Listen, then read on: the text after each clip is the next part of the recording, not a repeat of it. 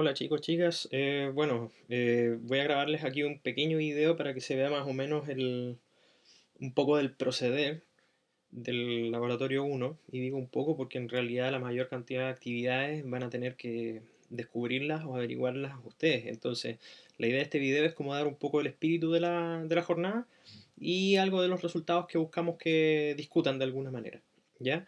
Miren, yo tengo aquí mis dos elementos que probablemente, no sé, son sencillos quizás de encontrar en la casa. Yo tengo una regla aquí, que esta es mi forma de medir de manera estándar, como para poder calibrar.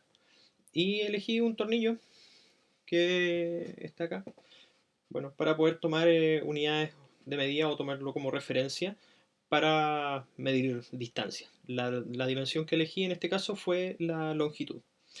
Bueno, yo acabo de dibujar en este sector una línea con distintos puntos marcados. Ustedes pueden simplemente elegir distintos, por ejemplo, tamaños podrían ser si es que van a elegir la temperatura como dimensión, que es más compleja, pero bueno, puede ser, o el tiempo. Tienen que tener distintas posibilidades de medición. Entonces, en este caso, yo agregué aquí distintos largos que yo puedo confirmar, por ejemplo, con la regla. ¿Ya? Y bueno, en este caso yo puedo poner, por ejemplo, también mi parámetro de referencia para ir contando cuántas veces cabe dentro de ciertas distancias. Ejemplo, yo podría decir que en el tramo 1 aproximadamente cabe, bueno, una vez el tornillo, 1,2 veces, ya, más o menos. Y así voy armando mi tabla de datos. O sea, por ejemplo, cabe una vez y para llegar al segundo cabe una y media veces, podría decir algo. Voy tomando esos datos y los voy registrando en una tabla. Y bueno, en base a eso, que está dentro de las instrucciones, ustedes pueden ir midiendo de manera, comillas, real o con el instrumento que está realmente calibrado para saber cuál es la medida de ese distanciamiento del otro y así sucesivamente.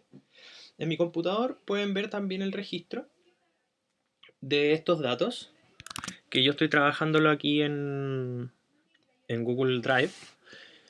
Y bueno, ¿cuál es la gracia? Yo voy a hacer todo el proceso desde cero. Yo dejé aquí mi tablita anotada, en donde puedo ver las distancias medidas con regla. Estos son los centímetros, está anotado ahí. Siempre es bueno tener un rótulo, por si acaso, un título y un rótulo para cada columna.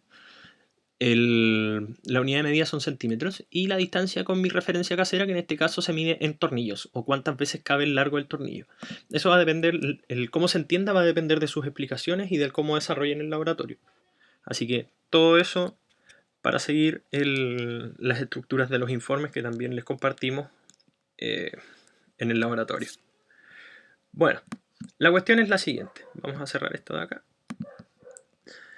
La instrucción es la siguiente. Cuando ustedes tengan su tabla de datos, no se olviden de tener unos 200 datos. Eso es muy bueno porque mientras más datos tenemos, más fiel va a ser la conclusión que podamos sacar. Entonces, tenemos nuestra tabla de datos. Yo en mi caso voy a agregar un gráfico, que siempre en verdad es necesario un gráfico. Y bueno, lo que van a obtener, por ejemplo, en Google Drive debería ser algo como esto, que es un gráfico de líneas. En general, los gráficos de líneas en ciencia no son muy bien mirados, a no ser que lo que estén dibujando es un modelo.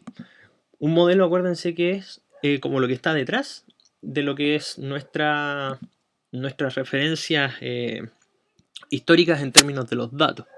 Entonces, bueno, tenemos aquí nuestro gráfico de dispersión y como para poder empezar a trabajar un poquito, que esto son cosas que voy a ver superficialmente, insisto, no es algo demasiado acabado, voy a agregar las etiquetas de los datos para ver más o menos cuánto valen. Acuérdense que ese es el eje Y y ese es el eje X, hay que ver bien cuál es cada uno dependiendo de la tabla que hayan construido. Y solamente para hacer una inspección visual veo los datos y parece que está bien. Los voy a sacar ahora. Agrego una línea de tendencia. Voy a elegir una lineal, pero la pregunta es ¿por qué debería ser lineal?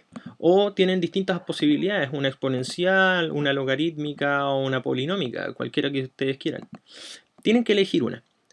En el momento en que elijan una, ustedes deben decir por qué. En un informe no hay ninguna pieza al azar, entonces ustedes deben justificar del por qué piensan que el ajuste de esta distribución de puntos debería ser lineal, polinómica o logarítmica o lo que sea. Ya, eso es algo que van a tener que investigar o deducir ustedes por el modelo que tengan en su cabeza o por lo que tengan de experiencia. Pongo que muestre la ecuación porque esa ecuación va a ser la que va a determinar el modelo. Esa ecuación es el modelo que describe los datos que yo estoy mirando. ¿Qué quiere decir eso? Que si yo, por ejemplo, tengo una distancia medida con regla de tanto, voy a tener una distancia medida con tornillos de tanto. O sea, si usted entrega el X, que es la distancia con regla, entonces usted, ocupando esta ecuación, va a obtener la distancia medida con tornillos. Y que esa es una de las relaciones que queremos hacer. Cuando ustedes tienen la relación, ya tienen en parte la calibración de su instrumento.